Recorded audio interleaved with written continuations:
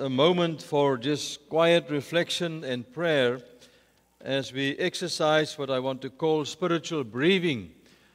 It's a small book that I wrote that is available, I believe, on Amazon. I could not bring some with me this time. It's in Afrikaans or well as in English.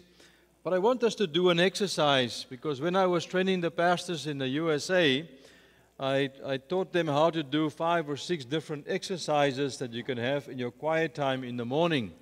And so sometimes when I find myself sitting in the reception of a dentist or a doctor or a hospital, or I have to wait on somebody, maybe in a station or even a coffee shop, I will do a couple of exercises like that and make sure that my heart is always connected and in tune with the Lord. And I want us to start with that tonight by doing spiritual breathing. So what I mean by that is that you breathe out all the things that is wrong, and then you breathe in what is good. And so by breathing out, you confess, and by breathing in is to ask the Holy Spirit to give you the peace and the forgiveness that you need. I remember one time I was planning to travel from Johannesburg way down into one of the states of South Africa in a place called Tennyson. It's about 3 hours away from my home. But before I had to leave and travel around Johannesburg, I had to go to the local bank. Back in that days, I had to get a special letter for my application for my visa to go to the country of Netherlands. Just like this time, I had to apply for the visa to come to Canada, and you have to have a special letter from your bank that you have enough finances to issue the plane ticket to be able to come. And I remember as I walked inside the bank, I saw the lady was sitting there, and I saw on the table in front of her is the envelope with my name on there, and I'm just walking towards the place that I can pick up my envelope, and then I could leave. But as I was about to get closer to the table, an elderly woman walked in front of me, and now she's before me in the line, so I have to wait. And so she's kind of slow, and I realized I just need to get the letter, because I got to go around the city center of Johannesburg in the traffic, bypassing the peak traffic time, and then make my way and be on time in the pulpit down in another state in time. And I don't have that much time because I still got to go back home and fetch my bag. But this lady was kind of slow. And at some point she took out a letter like this and she gave it to the woman behind the counter to make a photocopy of that. And that inside that document was a staple that got stuck inside the machine of the photocopy machine. And so I know I'm going to be here for a bit more longer than usual. And so I start to feel the impatience in my heart. And the Lord said to me, Francois, that you are impatient. I said, Lord, I am not impatient. I just need to get my letter that I can go to my house and get my bag and make my way around Johannesburg and find my way towards the place where I'm supposed to preach. God said, you are impatient. I said, no, I'm not. I just need to get my letter. He said, you are impatient. And when God says you are impatient, you are impatient. And then he just simply told me, he said, why don't you just take a moment and exercise spiritual breathing and just make sure that there is nothing in your heart in this moment by breathing out. And what I mean by that is simply when God says that you are impatient, is that you do the following. He said, Lord, I agree with you that I am impatient. I confess my impatience before you as a sin. I ask that you would forgive me, and now that you would fill me with the patience and the long suffering and the kindness and the peace of the Holy Spirit in that moment. And let me tell you something what happened next. That woman behind the counter just kind of looked at me and she looked at the old lady and said, ma'am, let me just take a moment and give Dr. Carr's letter for him that he can be on his way. And nobody knows exactly what happened between me and God in that moment except me and God. It wasn't on my face, it wasn't visible in my body language, but between me and God there was a tremendous transaction. So I want us to take a moment before we start tonight and give you just a moment, just to kind of take a moment and to reflect upon your life in the last day. And when you are watching a television story or a movie, sometimes you can rewind the story by looking back because you want to see the play again if there was a nice touchdown or something like that. I want you just to rewind your day in your mind, how this day was for 24 hours. And then if nothing comes to mind, just rewind for 48 hours. And if nothing comes to mind, go back for 3 days at least. And just allow the Holy Spirit to remind you of all the things in your heart and your mind that is not pleasing unto Him. And if He brings something to your heart, just take a moment and say, Lord, I agree with you. I acknowledge that. I confess that. I ask you to forgive me. And now I pray that you would help me to live a life that is pleasing unto you, the one who's inside me and next to me. And I want us just to take a moment. And I'm going to give us, that's why I got my mobile phone here. I'm going to hit the stopwatch button. I'm going to give you 1 minute exactly. And what I want to do is I just want you to take a moment and rewind your day in your mind and your heart and your life back for the last 24 hours or 48 or 72 hours. And just allow the Holy Spirit to remind you, because He's inside you and next to you, all the things that might not be pleasing to Him. Those things that you thought about or said, or the pointing finger or the irritations or the impatience, whatever it might be. And if something comes up, just take a moment and stop right there and say, Lord, you just spoke to me about this. I am sorry. Please forgive me. And help me then not to be like that or to live my life in a different way. So I want to give you just 1 minute. And so I want you to close your eyes. And I want you to forget about me for a moment. And I will not lead you into a conversation to reflect upon this. I just want you to be quiet. And then yourself just look back 1 day, 2 days, 3 days. And just allow the Holy Spirit. We ask Him to do so. To remind you or just somehow to bring it into your heart and mind, all those things that might not be pleasing to Him. And then if something comes up, just take a moment and ask His forgiveness. So I'm going to start the stopwatch right now, and I'm going to give you exactly 1 minute.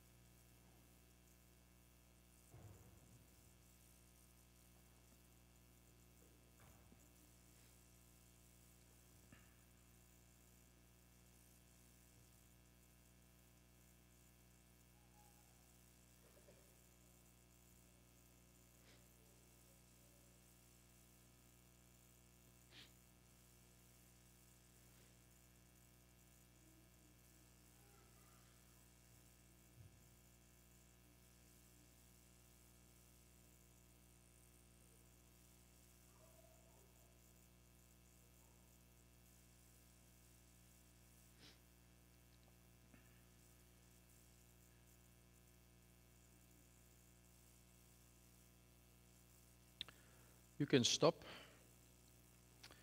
Let me ask you something.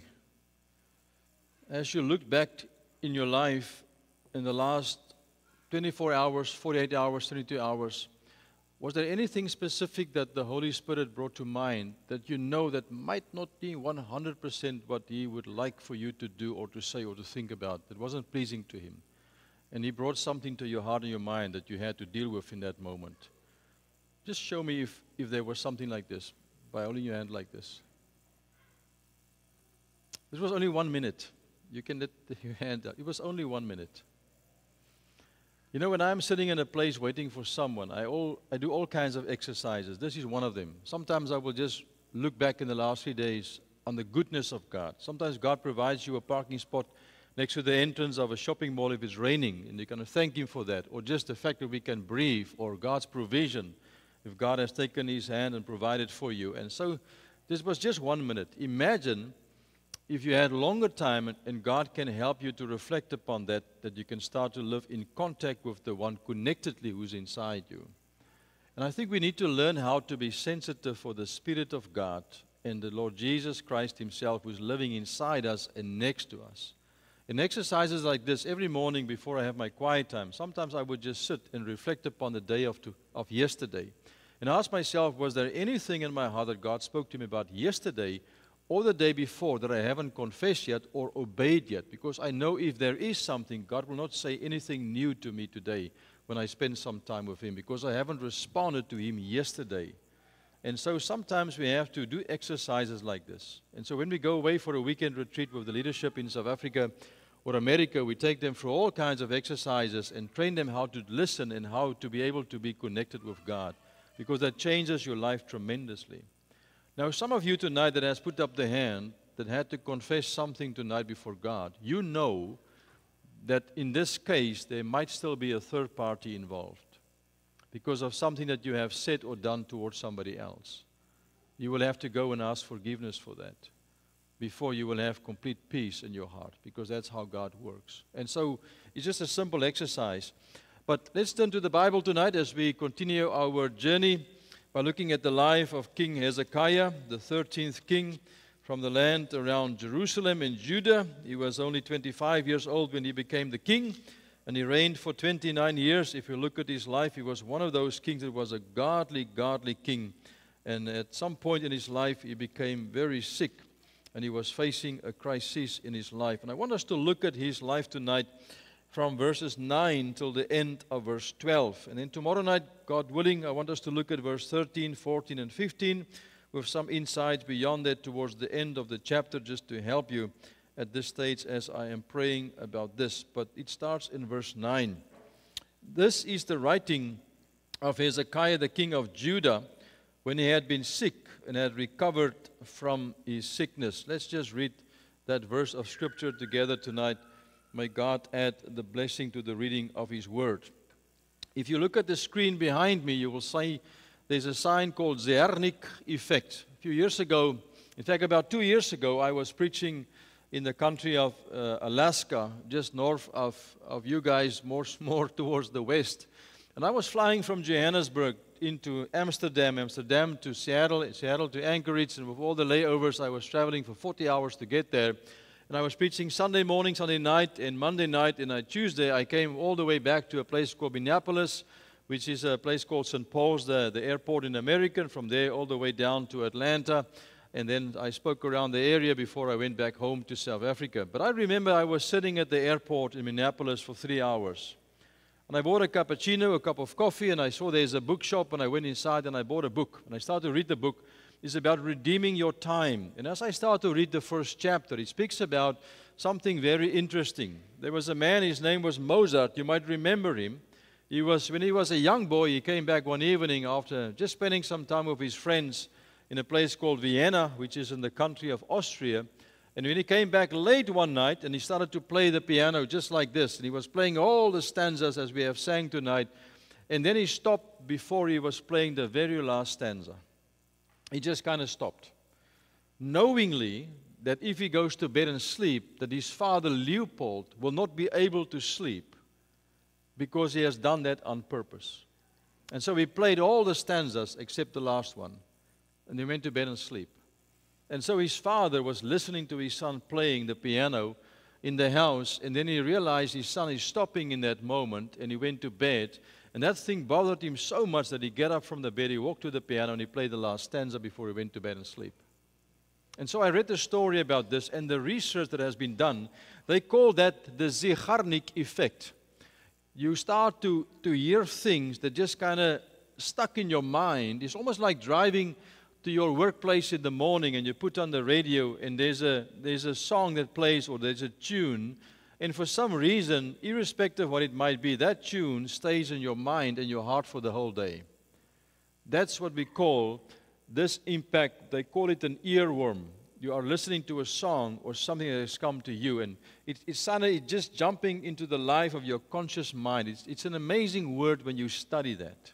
But it's something that was put in your heart, your mind, and it starts to run there like something that never stops. It runs there continually the whole time until you do something with that. If you don't do anything with that, it will stay with you. It will start to accumulate and become more. You might even have 40 or 50 of those things going through your mind the whole time. And as I was reading this study, I realized something on the next slide. 3 things usually happen when that takes place in your life. And the first thing is you start to find yourself at a place where you are not there. I remember I spoke to a friend of mine one time in a local coffee shop. He just came from a business meeting from the local church. They talked about the finances with the elders and the deacons, and he was sitting in front of me, and I can see in his face he is with me, but he's not there. And that's what happens usually when you have too many things going on in your mind. You find yourself in a conversation with someone, but you can see in the face of that person he doesn't listen to you. He's watching you, but you can see he's not there. And that's what usually happens when you have too many of these things that runs in your mind the whole time, what we simply call an earworm.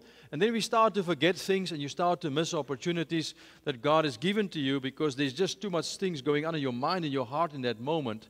And then you become stressful, and there's a tremendous amount of anxiety that takes place in your life. Because you are always under pressure. You're always late. You're always behind schedule. You're never on time. One time when I was in South Africa, a friend of mine, I was late for 3 or 4 minutes. He just looked at me and said, "Francois, am I special to you?" I said, "Yes, sir." He said, "But why are you late for 3 minutes? I could have arrived 3 minutes later as well, because I've got so many else things to do as well. Don't you value my time?" And I learned in the army back in the day, when you show at a place, you have to be there 7 minutes at least before the time. You must never be late. You must always build margin in your life, never to be late, because it's part of your testimony to be punctual as a Christian. And so when you have all these things that goes in your mind the whole time, in your heart, you start to miss things, you start to miss deadlines, and you're always late, and you're always under pressure, and that causes a tremendous amount of stress. But how do you deal with that? What I found in my own life, before we get to the message tonight, when I left Minneapolis and came to Atlanta and preaching, I became sick with an acid reflux, and I ended up going back to South Carolina, and one morning I wake up, I was completely red. I just, with an allergic attack somehow, and so when I left for South Africa eventually, I bought a notepad at Staples and a pen. And as I was sitting on the plane flying back to South Africa for 16 hours, instead of watching a third-rate movie on the plane just to keep yourself busy, I don't do that. I would read my Bible, I would take a sleeping pill, and I would sleep. Because most of these things are a waste of time. And they got Provanity on side there too. And so what I will take the notepad, and then I start to think about my trip in America and Alaska and Netherlands, and I ask the Lord that all these things that is in my heart and my mind, that He would bring it to light. And I start to write 4 pages, just writing it down. All the things that I saw when I was in the States, and what I've heard from God and learned from God on that piece of paper until my heart was quiet. And then I just put it aside. Next day you pick up those 4 or 5 pages. Then I look, this can become a project, this is a plan, this can become a goal, this is something I have to do. And out of that comes, when I go to my schedule and my diary, it plans my next week's program and the next month and for the next year. That I don't have to miss anything. By writing it down. So how do you deal with this impact, this effect in your life? Is by writing it down. Why do I say that to you? Let's just read that verse of Scripture again before we continue. You can put on the next slide. It is there already. Isaiah chapter 38, verse 9. Look at that verse. This is the writing of Hezekiah, the king of Judah, when he had been sick and had recovered from his sickness. So what comes next from verse 9 and onwards till the end of verse 15, 16, is what King Hezekiah wrote down that was in his heart, that he was thinking about. And by writing it down, he was able to put on a piece of paper what was taking place in his heart. And I want to speak to you about that tonight. Because sometimes we have to come to a place, what I call, we have to close the loops that is in your mind and your heart. And bring it to an end. That your heart and your mind can be at peace and at rest. And so what did he do? He wrote it down. What did he write down? The next slide. Let's look at that. First of all, he write down the fears that was in his heart. There was a tremendous amount of fears that he speaks about. You can look at verse 10 and verse 11. He speaks about something. Let me read this for you, instead of me just mentioning it to you. He said the following. He said, "In the prime of my life, I shall go to the gates of Sheol. I'm deprived of the remainder of my years." Verse 12, "My lifespan is gone, taken from me like a shepherd's tent. I have been cut off like a weaver." So what is he saying in that moment that he was fearing about? He was lying in the bed. Remember now, he's about to die, but in his heart and his mind, he's thinking about the following. He said, "I have been cut off in the prime of my life. I've got things to do. I've got places to see. I've got a bucket list that I need to complete. I want to visit every state in America, every state in Canada. I want to go to Niagara Waterfalls. I want to see this. I want to go that place. I want to go to see the Eiffel Tower in Paris. I want to go to Africa on a safari." We all got these bucket lists, am I right?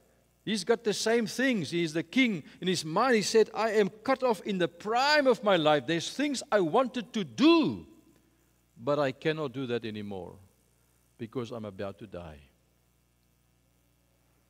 This was his fear in his heart. And many people struggle with things like that. You know, when something happens and we hear about the rapture and the end times and Jesus is coming soon, many young people say, but Lord, you can't come now. I still want to get married and I want to have kids and I want to have a nice house next to the lake and I want to go on vacation and I want to experience life. You can't come now because I still have things to do. And maybe sometimes we don't know if Jesus would come tonight, because if we know He's coming tonight, maybe He should come tomorrow, because I still have to go and fix a few things with other people tonight still before He comes. But this is in His heart. I'm writing it down. Lord, I cannot die now. I have things to do. I am in the prime of my life. I'm only 35 years old. He became the king when he was 25. He's in the early 30s. He's younger than most of us here tonight. I've got things to do, he says. And then look at verse 11, what he says. Just amazing. He said the following. He said, but I shall not see the Lord in the land of the living, or observe man no more amongst the inhabitants of the... What is he saying? He said three things. He said, first of all, he said, if I die today, I will not see my loved ones anymore. My spouse, my husband, my wife, my kids. In this case, he had no kids yet. But if I die today, I will not see the face of my wife again while I'm alive. If I pass away today. Let me tell you something. When you are sick, you start to think about something like this. You want to hold your kids one more time. You want to feel their breath in your face. You want to feel their body against you.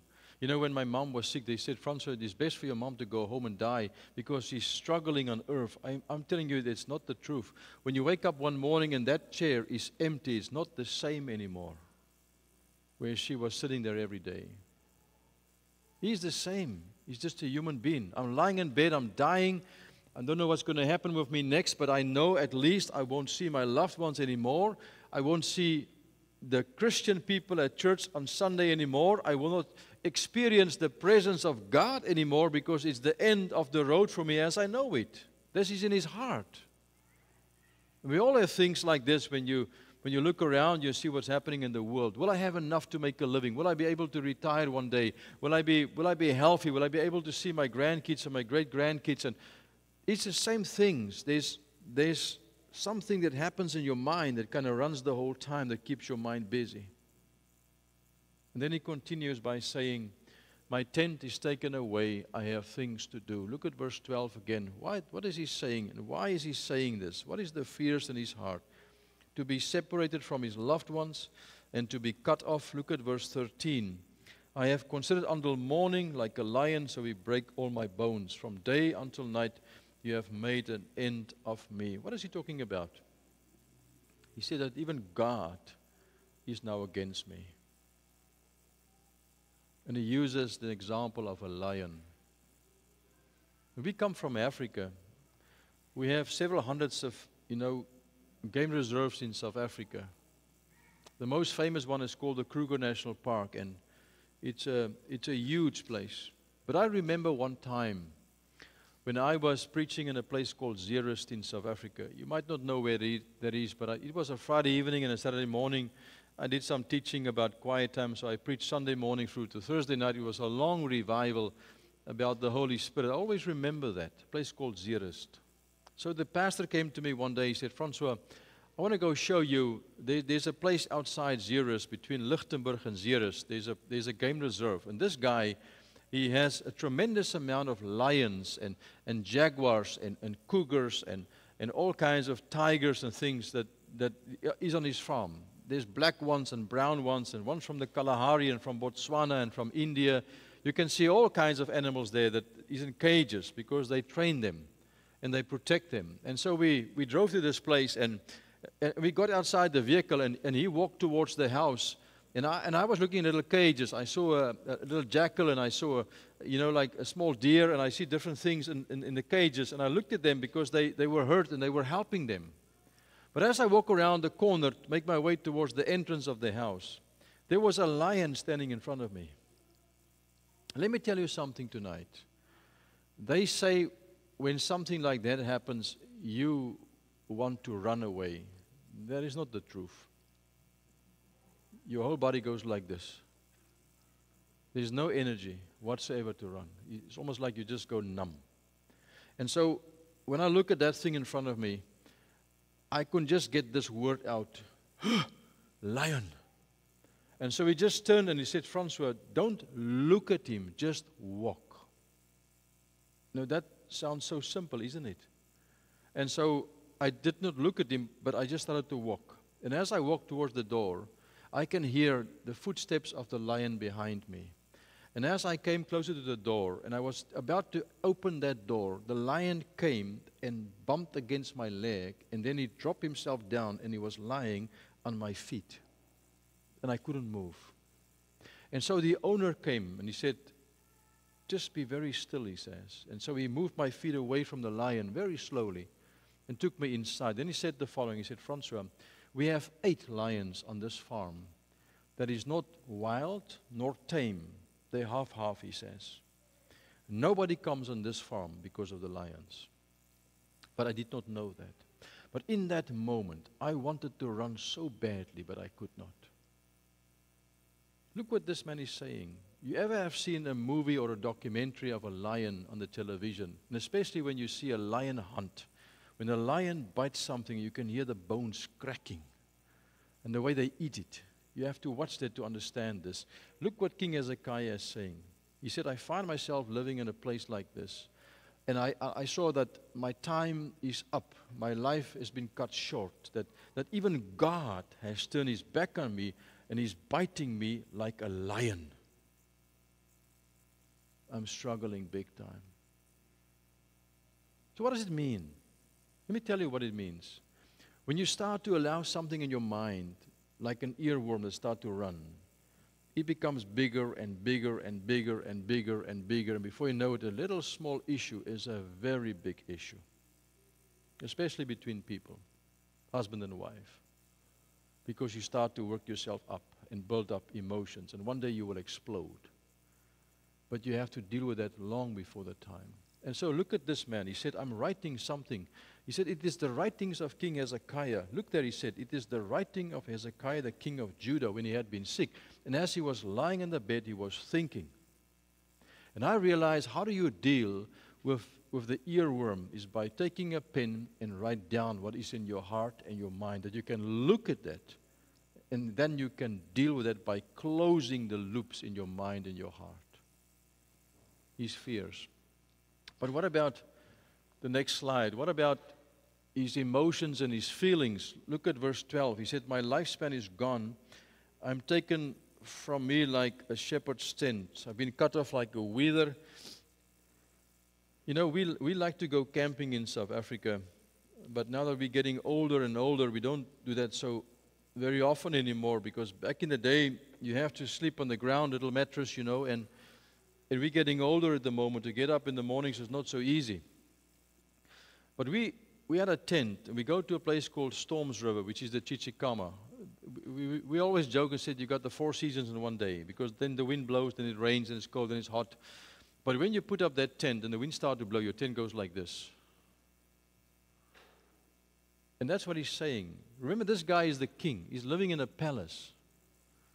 He's got this luxurious room, gold and all kinds of stuff. He's the king. But in his heart, it feels like a tent that goes like this the whole time. Because that's how you feel. What does it mean?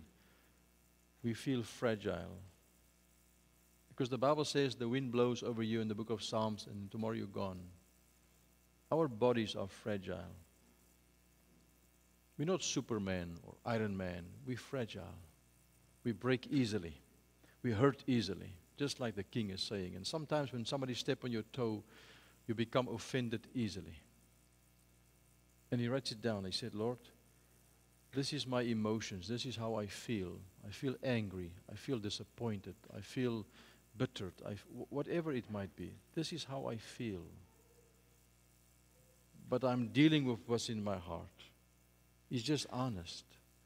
And then look at the next verse, verse 13. He's anxious. What do I mean by that? Look at verse 13. He said, I have considered until morning like a lion, so he break my bones, and from day until night You make an end of me. He's anxious. Look at verse 14.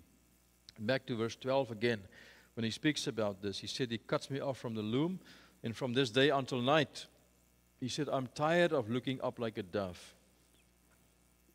And so he's fragile, he's anxious, he's concerned, he's worried, and he's tired of thinking, of making a plan, or trying to do something. But when I look at this, I realize that he's using the image of a dove. I mentioned that at the Faith Mission on Saturday morning when we spoke to the men who was there. And I want to say this to you again, because I believe it's important. He said, I'm tired of looking up like a dove. Why is he using this symbol of a dove, and not as a pigeon or a bird, but a dove?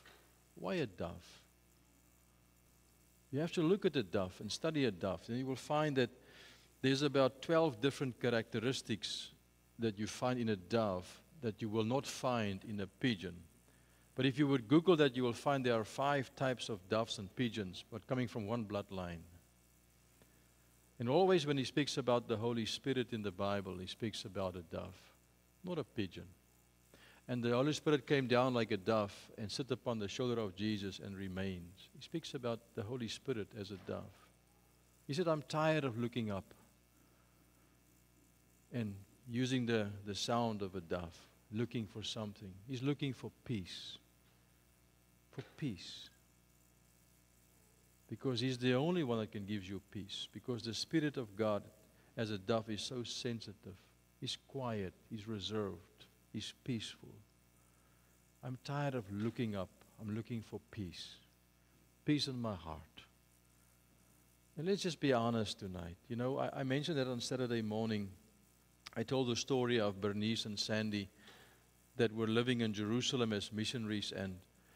And she said to her husband, I notice every morning there's a dove sitting at the window. And I also notice, she says, that every time when you and I speak to one another and we kind of raise our voices and we become loud, it's as if the dove, his wings are flapping because he's uneasy.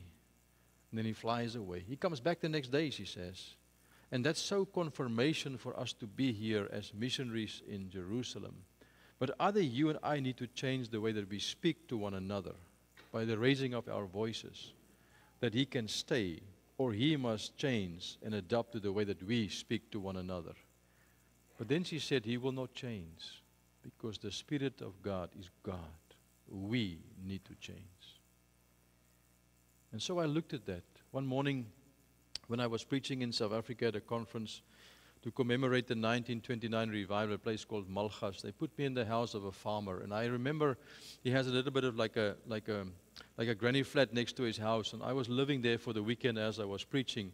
But every morning I had my breakfast in the kitchen with the family. And as I walked in the kitchen the first morning, I saw that there's a dove in a cage about that high, big cage, but inside there's a dove. He said, Francois, I picked up this dove a few years ago in the street of a place called Sasselberg. He broke his wings. He could not fly. So I picked him up. We started to nurse him.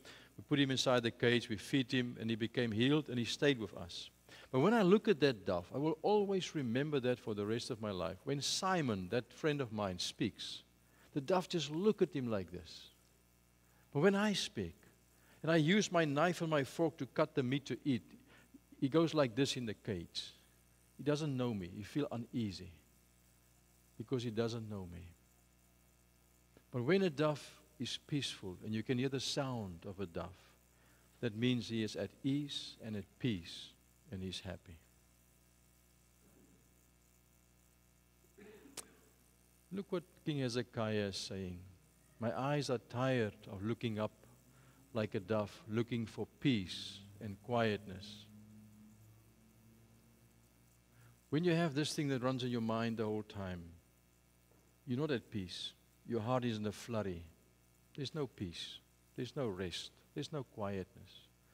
And when there's a disagreement between a husband and wife, But I believe it happens in Canada as well from time to time, or between family members. And tonight you go to bed, and you will lie in that bed next to one another, and she will be looking at that window, and you will be looking at the wall in the shadows of the night, and then you will hear the other person goes like this every now and then.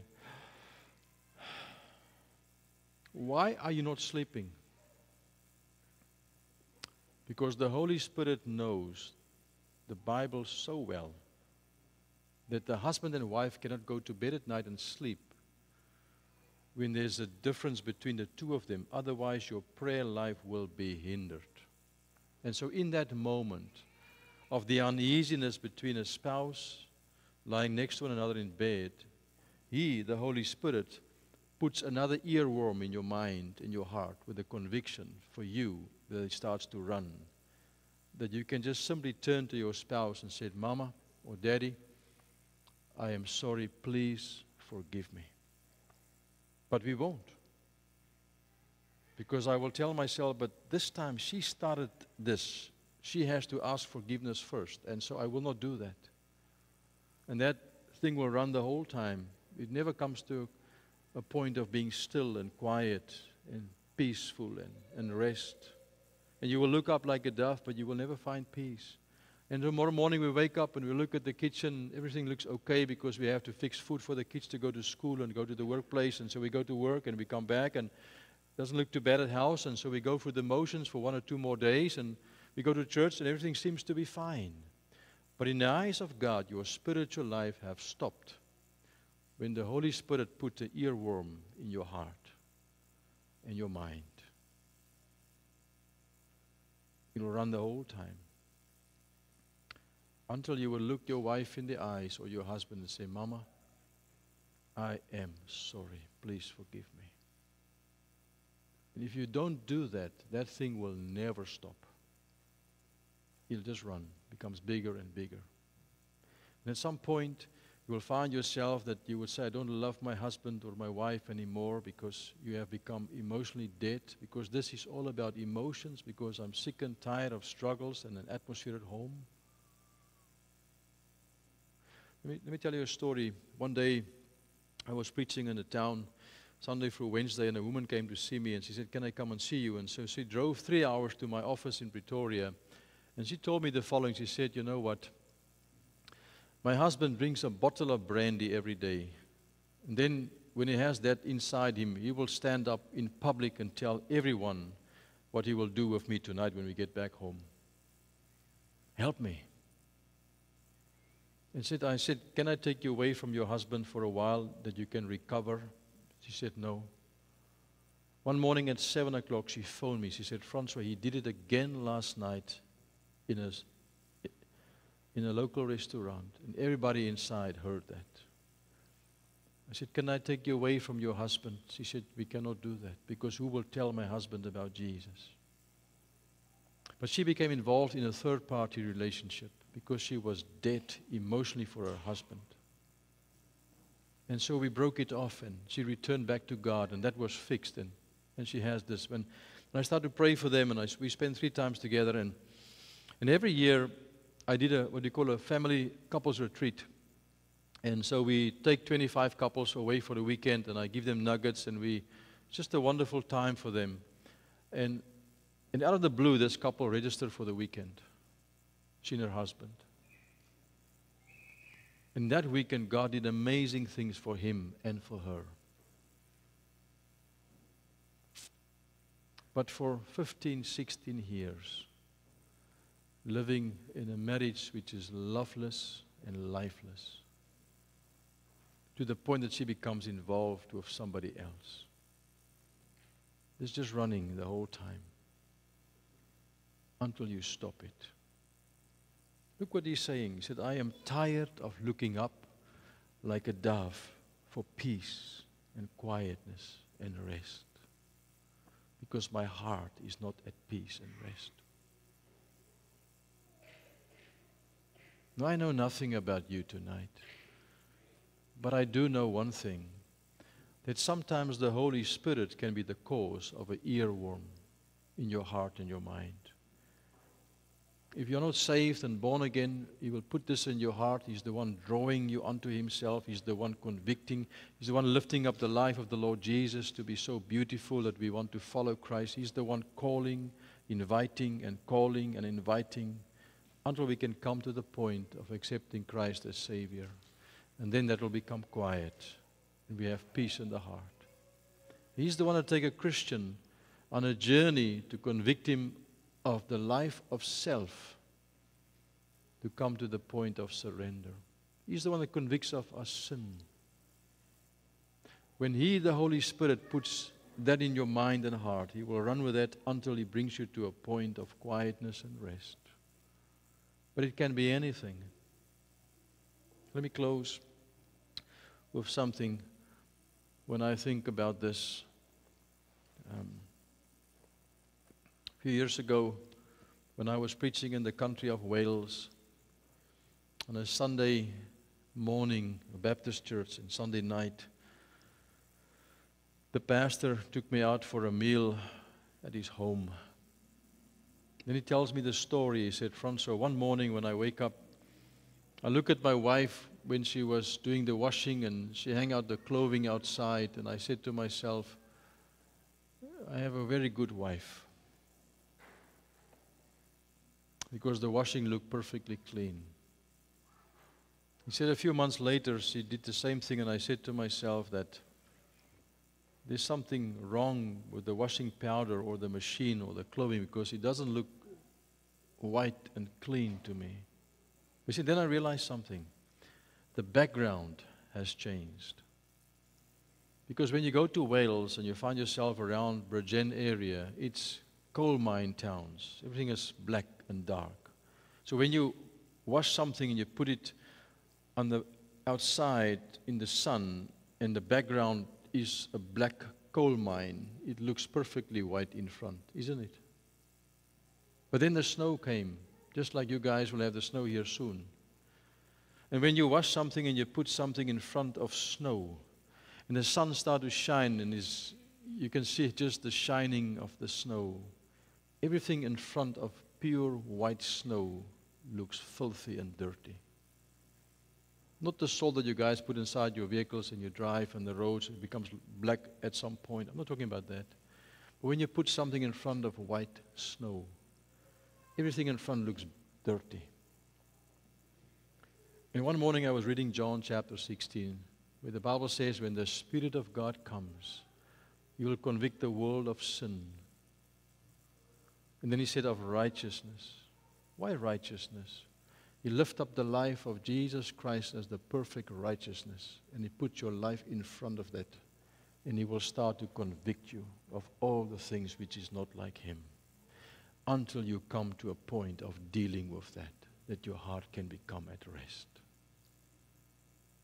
And so we'll look up like a dove and become tired of struggling against the flesh, of trying to do something for Him.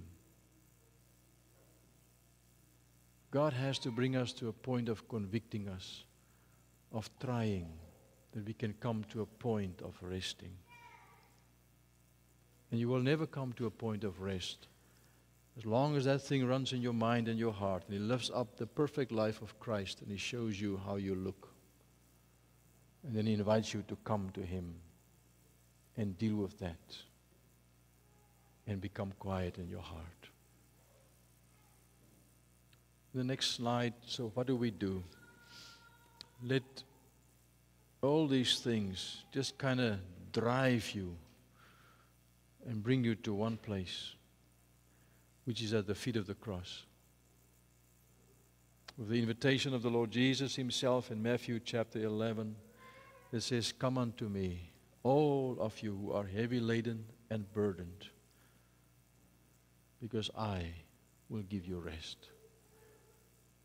I will bring it to a close. And then come learn from me," He says, "and you will find rest for your souls." Because when I put this in your heart, this will never stop until you deal with that. Now, I know nothing about you tonight, but I do know one thing, if there is conflict in relationships between husband and wife, there's an atmosphere home. We can be as holy as we want to be in our house. But our spouses and kids need to be able to see that, the softness and the tenderness and the weakness and the brokenness.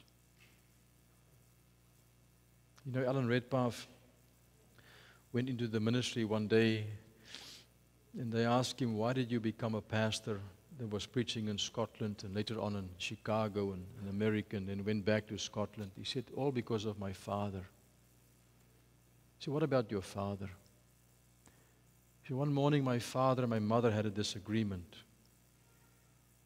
in the kitchen. Before we left to go to church, I saw my father walk into that kitchen, kneeling in front of my mother on his knees, holding her hands, and ask her to forgive him.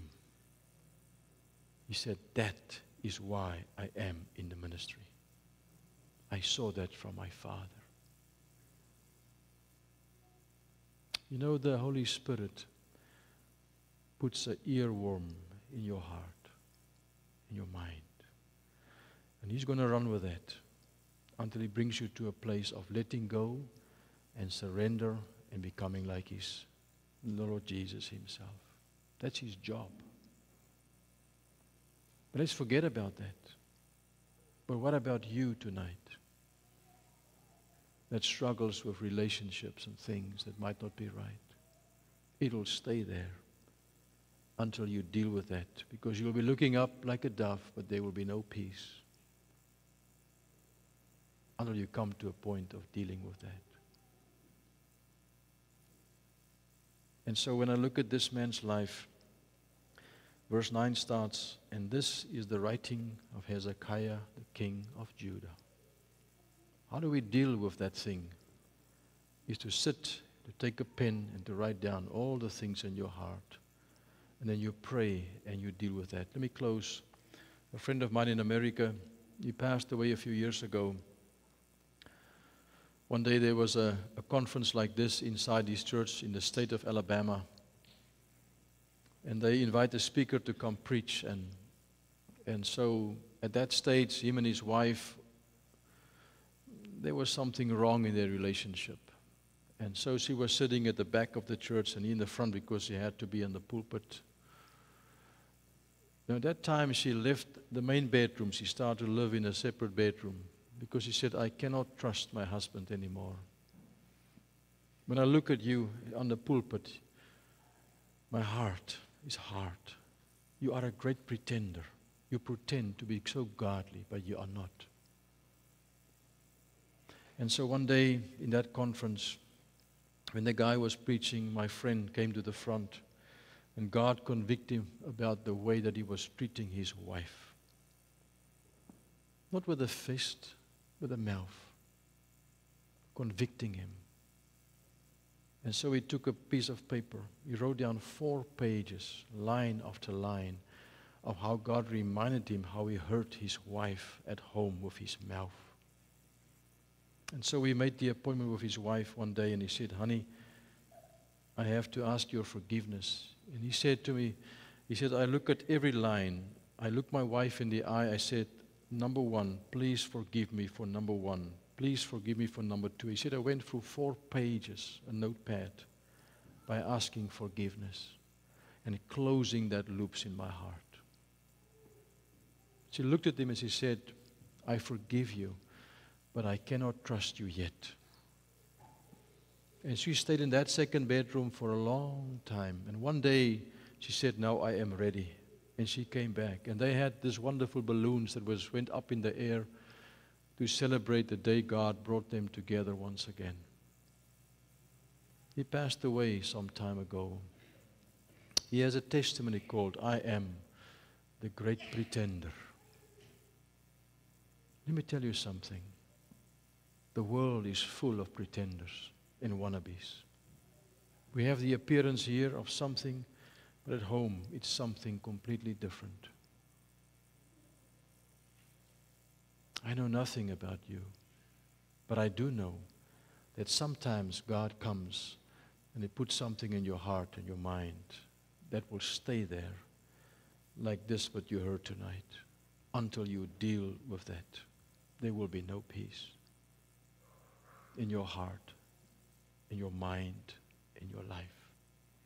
And so some of you will have to go back to God tonight and ask forgiveness. And some of you will have to go back to a third party, which is your spouse and your kids. And some of you will have to go to somebody in the office tomorrow, or write a letter, or phone someone, and go see someone. And some of you will have to let go of things instead of trying to fix things. It's time to close the loops in your heart and my heart. What will happen in America and in Canada if we start to live with loops that is closed? Conviction of sin is a wonderful thing. It shows you God is busy with you. But it's just the beginning of one more that He puts in your heart and start to deal with. Maybe it's time tonight, as I'm going to pray for you, I don't want to make an invitation for you to stand or come to the front, because I believe the transaction has to take place right here. Because you know tonight, if you have something that runs in your mind and your heart, you know. It's time to fix it. Close the loops, that your heart can become peaceful. Because the dove is sensitive. He brings peace and contentment. He's peaceful.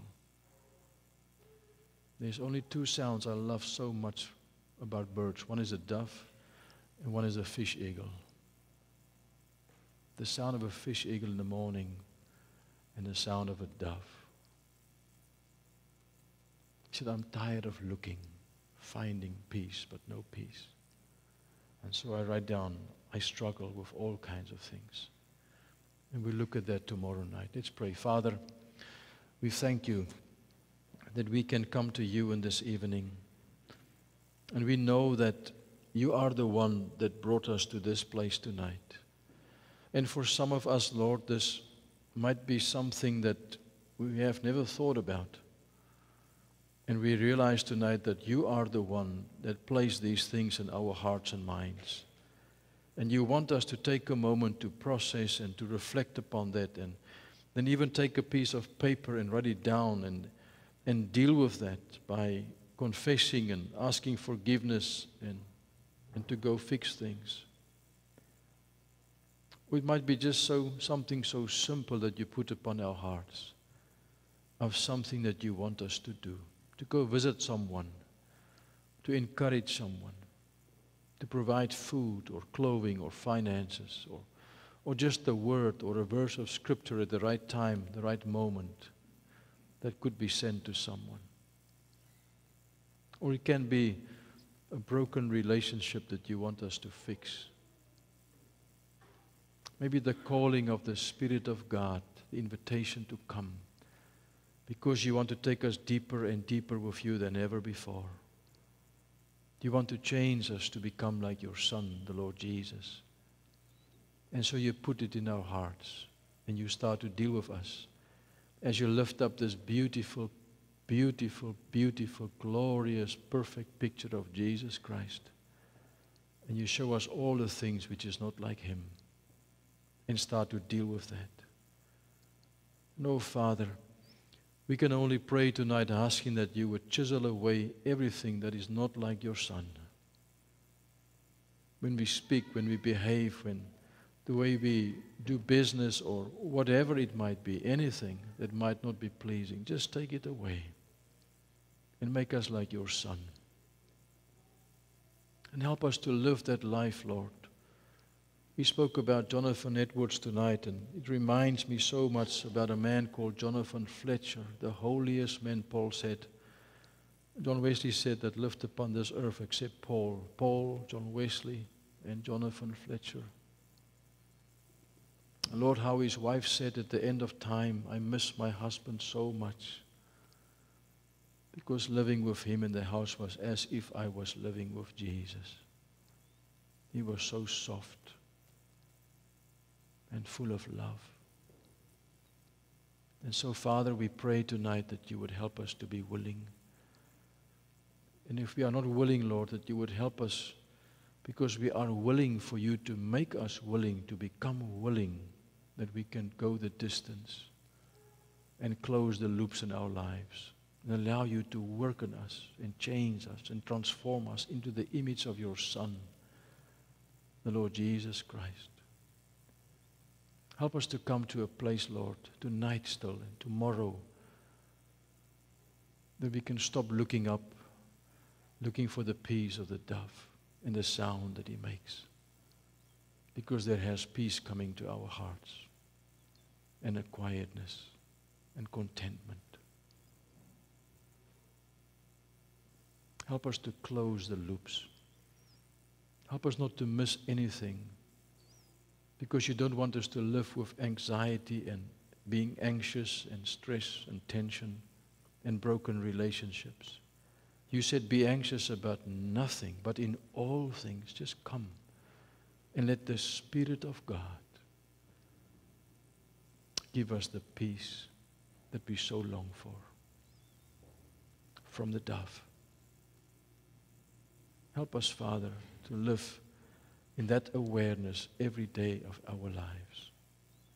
And then may it pleases you to find within us someone that you can use and trust to bring blessing to our families and our communities. In Jesus' name I pray. Amen. Amen. Thank you, Jake. I think I'm finished.